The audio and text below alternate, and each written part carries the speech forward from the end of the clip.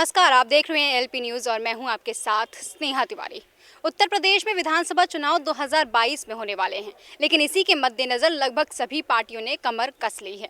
अगर हम कांग्रेस की, तो कांग्रेस की राष्ट्रीय महासचिव ने पूरी तरीके से जिम्मेदारी अपने कंधों पर उठाते हुए एक के बाद एक दौरे, एक के बाद एक सभाएं कर रही हैं। इसी क्रम में आज कांग्रेस राष्ट्रीय महासचिव प्रियंका गांधी का मुजफ्फरनगर का दौरा है। इसी संबंधित बातचीत करने के लिए हमारे पास मौजूद हैं बृजेंद्र कुमार सिंह, जो कि कांग्रेस प्रवक्ता हैं। तो आइए इनसे बातचीत करते हैं और जानते हैं कि कांग्रेस की क्या क्या रणनीतियां हैं उत्तर प्रदेश में जो 2022 में विधानसभा चुनाव होने वाले हैं उसके मद्देनजर। बहुत बहुत स्वागत है सर। सबसे पहले तो जो आज जो महारैली है चूँकि प्रियंका गांधी की, उसके लिए आप क्या कहना चाहेंगे? ये उत्तर प्रदेश में जो चुनाव होने वाले हैं उसके मद्देनजर हो रहे हैं या फिर इसी तरीके से वो लोगों के बीच जाकर संवाद करना चाहती हैं?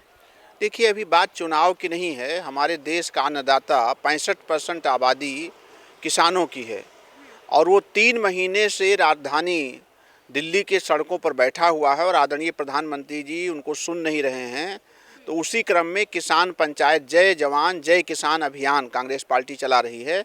उस क्रम में पहले वो सहारनपुर गई, फिर बिजनौर गई और आज मुजफ्फरनगर के बघरा में बड़ी किसान पंचायत है। बड़ी संख्या में लोग आए, अभी हम लोग देख रहे थे वीडियो।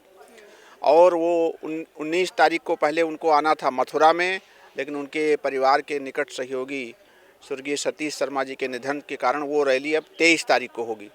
फिर वो लखनऊ भी आएंगी। तो कांग्रेस पार्टी पूरी शिद्दत के साथ देश के अन्नदाता किसानों की लड़ाई को लड़ रही है। उस लड़ाई का जो नेतृत्व कर रही हैं वो हमारी पार्टी के महासचिव आदरणीय प्रियंका गांधी जी। अच्छा, मतलब अभी जो भी सभाएं हो रही हैं, ये इसे हमने चुनाव को दरकिनार कर दिया है और सिर्फ लोगों से संवाद करने के मद्देनज़र ही लोगों के बीच जा जाकर इस तरीके से संवाद कर रही हैं प्रियंका गांधी। क्या और भी कुछ रणनीतियां बनाई जा रही हैं? देखिए, पार्टी ने अपना संगठन सृजन अभियान चलाया है। सारी उत्तर प्रदेश की जितनी भी न्याय पंचायतें थी उनका गठन कर लिया है। ग्राम पंचायतों का गठन हो गया है, ब्लॉक अध्यक्ष बन चुके हैं। आने वाली जो पंचायत चुनाव है उत्तर प्रदेश में, कांग्रेस पार्टी उसमें बहुत मजबूती से शिरकत करने जा रही है और यही सब तैयारियां विधानसभा में कांग्रेस की संभावनाओं को मजबूत करेंगी और उत्तर प्रदेश में कांग्रेस पार्टी जनता के नंबर 1 विकल्प के रूप में उभर करके जनता के सामने आना चाहती है, क्योंकि हमारी ही पार्टी है जो बढ़ती महंगाई की तरफ, ये जो डीजल पेट्रोल की बेतहाशा दामों की वृद्धि हो रही है उसको लेकर के, गैस के दाम जो 1 नवंबर से लेकर के अब तक 175 रुपया बढ़ चुके हैं 3-4 महीने में, इसको लेकर के और सारी जन समस्याओं को लेकर के कांग्रेस पार्टी अकेले ही संघर्ष कर रही सड़कों पर। तो जैसे कांग्रेस देश की सबसे पुरानी पार्टी है, वो तब से है जब से हमारे देश को आज़ादी मिली है। तो क्या लगता है अगर आगे आने वाले चुनाव में हमारे प्रदेश में अगर कांग्रेस की सरकार आती है तो किन किन जो तमाम जो वर्ग हैं हमारे देश में, हमारे प्रदेश में, इन लोगों के लिए क्या क्या काम हो सकते हैं? देखिए, सबसे बड़ा इस समय दुनिया का सबसे जवान मुल्क है। 65% आबादी देश के युवाओं की है जिनकी उम्र 35 साल से नीचे है और देश इस समय 46 साल की सबसे बड़ी बेरोजगारी के दौर से गुजर रहा है। तो सबसे बड़ी प्रायोरिटी हमारी बेरोजगारों की होगी, फिर किसानों की होगी। महिला सुरक्षा कांग्रेस पार्टी की प्रायोरिटी में नंबर 1 पर रहेगा और जिस प्रकार हमने पंचायतों में, स्थानीय निकायों में 14 लाख पद महिलाओं के लिए 33% आरक्षित किया है, उसी प्रकार हिंदुस्तान की पार्लियामेंट और राज्यों की विधानसभाओं में भी 33% आरक्षण महिला समाज को। तो ये सब कांग्रेस की प्राथमिकताएं होंगी, युवा, किसान और महिला। एक आखिरी सवाल, जिस तरीके से उन्नाव में हमने देखा 3 लड़कियों के शरीर मिले थे, 2 मृत पाई गई हैं और एक का अस्पताल में इलाज भी चल रहा था, काफ़ी सीरियस थी उनकी तबीयत। लेकिन इसके पहले भी उन्नाव में एक ऐसा ही मामला सामने आ गया, उसमें अभी तक कोई भी सुनवाई नहीं हो पाई है। अभी तक कुल मिलाकर परिजन जो हैं उन्हें इंसाफ नहीं मिल पाया है। क्या लगता है कि इस मुद्दे पर अभी जो नया मामला है उन्नाव में, उनको, उन 3 लड़कियों के परिजनों को इंसाफ मिल पाएगा? देखिए, उत्तर प्रदेश की सरकार बहुत अहंकारी सरकार है।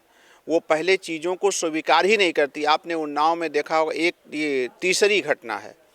पहले आपने देखा होगा कुलदीप सेंगर विधायक जी की घटना है, उसको सरकार ने पहले अस्वीकार किया, फिर उस शशि जो पीड़िता थी उसको मुख्यमंत्री कार्यालय के पास आत्महत्या करने को मजबूर होना पड़ा, उसके बाप की हत्या हो गई। फिर जब माननीय न्यायालय ने संज्ञान लिया तब जाकर के सरकार स्वीकार की और वह विधायक जी को सजा हुई।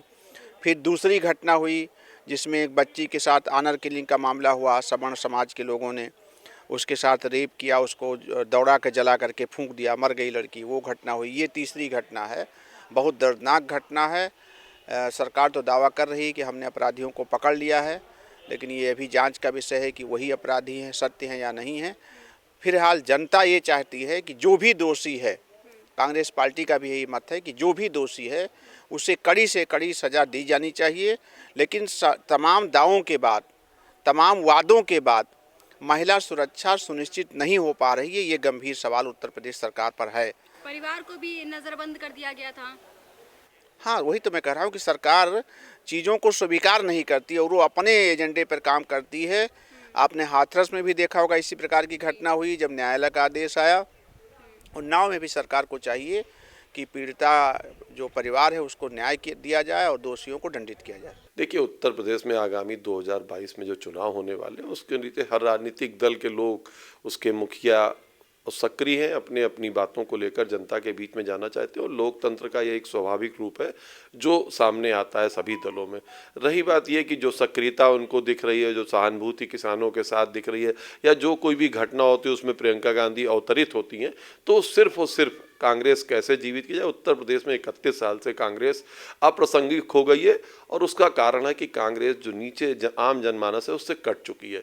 प्रियंका गांधी उसी कड़ी को जोड़ने का प्रयास कर रही, पर मुझे लगता है कि ये सब चीज़ें जब तक आप वास्तविक स्थिति का ज्ञान ना हो आपको कि किसान क्या है, खेती क्या है, उत्तर प्रदेश की समस्याएं क्या हैं, उत्तर प्रदेश में को नागरिकों को क्या चाहिए, इन चीज़ों से जब तक आप वास्तविक रूप से वाकिफ़ ना हो उन समस्याओं की जड़ तक नहीं पहुंच सकते। और मुझे लगता है प्रियंका गांधी इस तरह जो घूम रही हैं ये सिर्फ एक पर्यटन है, इसके अतिरिक्त और कुछ नहीं। देखिए, लगातार आदरणीय मोदी जी ने कहा है कि हम संवाद को तैयार हैं, किसान आए बताएं इस कानून में काला क्या है, क्या काला है। सिर्फ ये कह देने से कि काला कानून है वापस लो, कानून में क्या काला। जब देश के संविधान में बहुत सारे अमेंडमेंट हो चुके हैं तो अगर आप हमें बताएंगे, किसान बैठेंगे, संवाद करेंगे। एमएसपी हमें लिख के दे दीजिए कि एमएसपी रहेगी। नहीं, वो दरअसल कह देने से क्या है, वो उस 3 कानून का वो अंग एमएसपी नहीं है ना। एमएसपी वो 3 कानूनों को वापस लेने की बात कहते हैं।